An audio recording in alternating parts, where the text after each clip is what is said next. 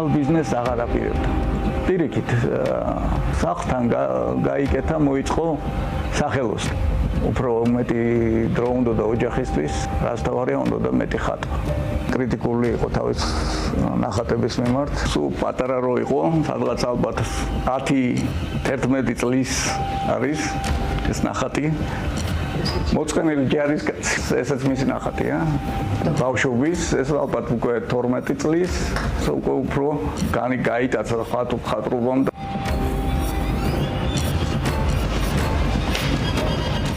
დანაშაულსა და სასჯელზე შაბათის ფორმულასთან სასტიკად მოკლული.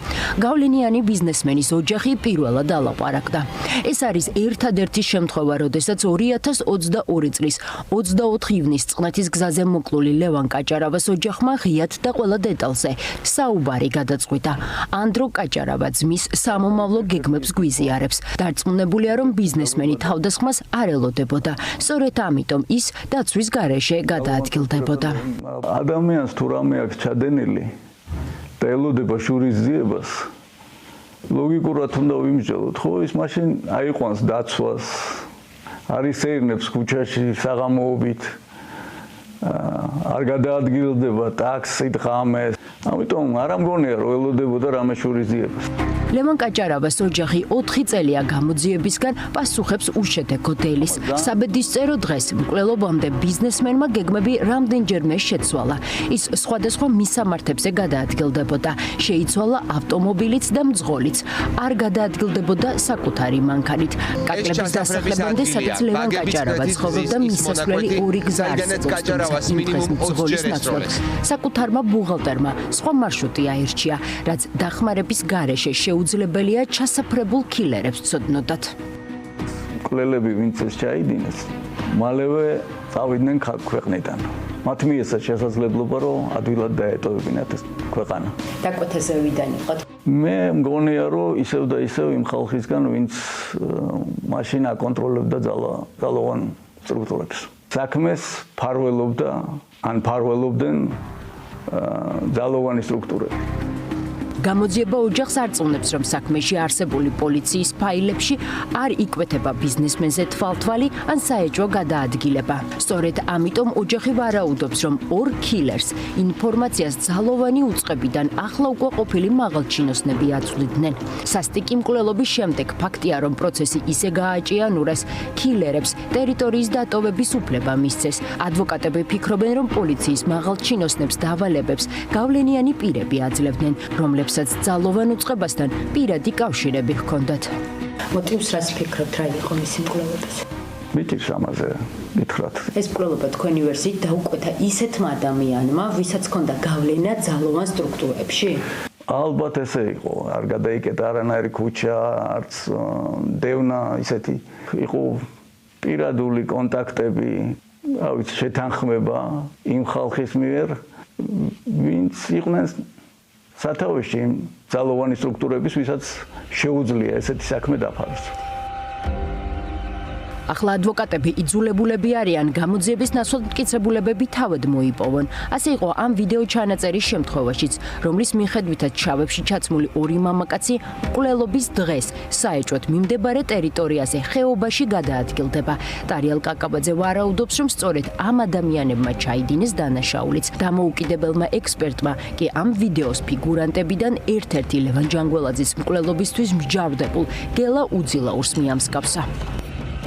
ჩვენ დავნიშნეთ ექსპერტიზა აღნიშნულ კადრებთან დაკავშირებით და ექსპერტმა თქვა, რომ დიდი ალბათობით ამ ორიდან ერთ-ერთი პირი არის გელა უძილაური, ანუ ის პირი, რომელმაც მოკლა ლევან ჯანგველაძე.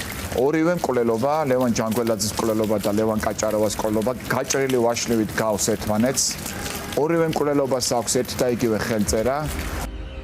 საქმის მასალების მიხედვით ახლა უკვე მსჯავრდებულ გელა უძილაურსა და ლევან კაჭარავას მკვლელობას ერთმანეთთან არანაირი კავშირი არ აქვთ. თუმცა ადვოკატები არ გამორიცხავენ, რომ დაქირავებული კილერი ამ საქმეშიც ფიგურირებდეს. 2022 და 2025 წლებში მომხდარი მკვლელობის მსგავსება დიდია. აქვს ერთი ხელწერა და იდენტურია ძალოვანი უწყების ქმედებებიც. სახელმწიფო მიმართული იყო იმისკენ, რომ ჩაეფარცხა ყველა ეს დანაშაული, რა თქმა უნდა, ჩნდება გონივრული ეჭვი და საფუძველი იმისა, რომ ვივარაუდოთ, ყველა ის მკვლელობა ჩადენილი არის. ან ყველა ამ მკვლელობის ჩადენაში მონაწილეობდა ერთი და იგივე პირი, ან პირთა ჯგუფიც კი. სახელმწიფო განზრახ არ რეაგირებდა და სახელმწიფო ხელს აფარებდა იმ პირს, ან იმ პირებს, რომლებსაც ჰქონდათ ძალიან დიდი გავლენები ქვეყანაში. ლევან კაჭარავას ვაჟის ნათლია ლევან ჯანგველაძე იყო, მათ საერთო მეგობარი გურამ მოქია ყავდათ. სწორედ მისი პანაშვიდიდან გამოსვლის შემდეგ გელაუძილაურმა ლევან ჯანგველაძე ჩასაფრებით მოკლა. ლევან კაჭარავას სახელი და გვარი გვხვდება ჯანგველაძის საქმეშიც, როდესაც მოკლურის დაცვა გამოძიებას ეუბნება, რომ ის ამ თანამდებობაზე კაჭარავას რეკომენდაციით დაინიშნა. თუმცა არც უსაფრთხოების თანამშრომელი და არც მძღოლი, რომელთა ჩვენებებითაც პროკურატურამ საქმე გახსნილად გამოაცხადა, არ ამბობენ, რომ ჯანგველაძესა და კაჭარავას ერთმანეთთან საქმიანი კვეთა ჰქონდათ. ბატონ ლევან ჯანგველაძესაც იცნობდა კი ლევანი. რამე საქმიანი კვეთაც ჰქონდა? მე ეს დეტალები არ ვიცი. დარწმუნებული ვარ, რომ რაც შეეძლებოდა, საერთოდ ჩემი ძმა ესეთი კაცი იყო, რომ ვისაც ვინც რამე თხოვნით მიდიოდა, ცდილობდა რომ დაახმარებოდა და მით უმეტეს ახლობდათ. ლევანს არ ქონდა რამე ბიზნეს ურთიერთობა ლევან ჯანგველაძესთან. ვინ ჩაფარცხა საქმე და ვინ დაუკვეთა მკვლელობა? ადვოკატის თქმით 2022 წლის 24 ივნისს დანაშაულის ჩასადენად ძალოვანი უწყებებიდან მკვლელებს ინფორმაციას კაჭარავას გადაადგილების შესახებ ოპერატიულად აწვდიდნენ. სწორედ ასე შეიტყო ორმა კილერმა კაჭარავას მარშრუტი, დრო და ავტომობილი. ასევე შინაგან საქმეთა სამინისტრომ არ უზრუნველყო დროულად დევნის ოპერაცია. თუკი პოლიცია უნივერსიტეტის ქუჩასა და ვერეს ხეობაში განთავსდებოდა, შესაძლოა შეემჩნიათ საეჭვო გადაადგილებებიც. კინოლოგების შეზღუდულ არეალში ჩართეს მკვლელობიდან 5-6 საათის შემდეგ და მყისიერად არ გამოკითხეს თვითმხილველები. მთელ ამ პროცესში ჩართული იყო იმჟამინდელი შინაგან საქმეთა მინისტრი კომელაური, იმჟამინდელი მისი კურატორი მოადგილე, ამ სფეროს კურატორი მოადგილე ბედოიძე და ასევე დეპარტამენტის ხელმძღვანელები და მათი მოადგილეები, მათ შორის თამაზაშვილი, მათ შორის ჭელიძე, მათ შორის კუპატაძე და საპატრულო პოლიციის მიმართულებითაც არსებობს კითხვები. ვახტანგ გომელაური და მისი მოადგილე შალვა ბედოიძე, თბილისის პოლიციის ყოფილი ხელმძღვანელი სულხან თამაზაშვილი, მამუკა ჭელიძე, თემურ კუპატაძე და ვაჟა სირაძე.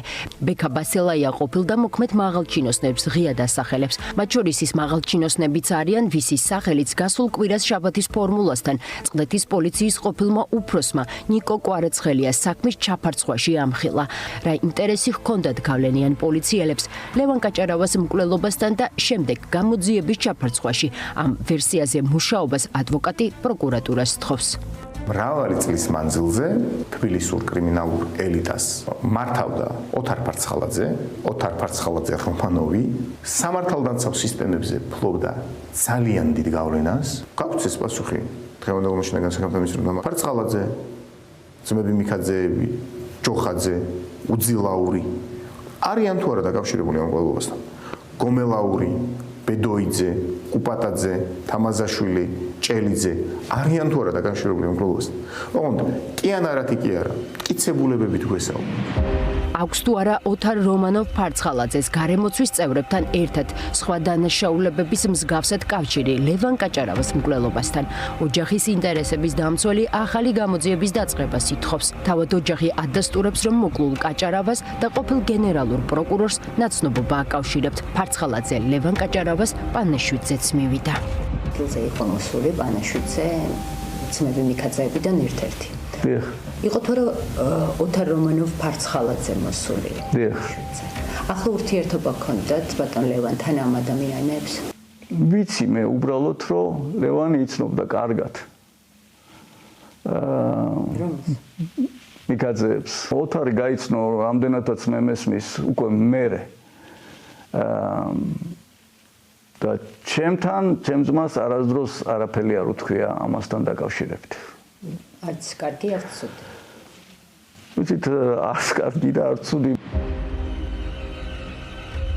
ლევან კაჭარავამ 1994 წელს ჯორჯიან ტრანზოილი დააარსა, რომელიც ნავთობპროდუქტებით ვაჭრობისა და სატრანზიტო გადაზიდვების მიმართულებით მუშაობდა.